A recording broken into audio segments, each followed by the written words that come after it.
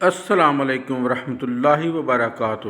مخصوص مذکر الفاظ جن کی مونس نہیں ہوتی، دیے گئے جملوں کو غور سے پڑھیں۔ نمبر 1، خرگوش گاجر شوق سے کھاتا ہے، کوا کائیں کائیں کرتا ہے، گدھ مردار گوشت کھاتا ہے۔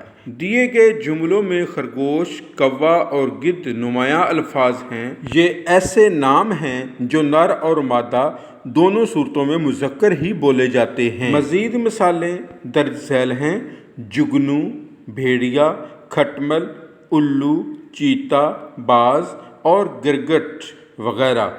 یہ جو ہیں ایسے نام ہیں جو صرف مذکر ہی بولے جاتے ہیں۔ ایسے مخصوص مونس الفاظ جن کی مذکر نہیں ہوتی، دیے گئے جملوں کو غور سے پڑھیں۔ نمبر 1، تتلی پھول پر بیٹھتی ہے۔ نمبر 2، مچھلی پانی میں رہتی ہے۔ نمبر 3، کوئل گیت گاتی ہے۔ دیے گئے جملوں میں تتلی، مچھلی اور کوئل نمایاں الفاظ ہیں۔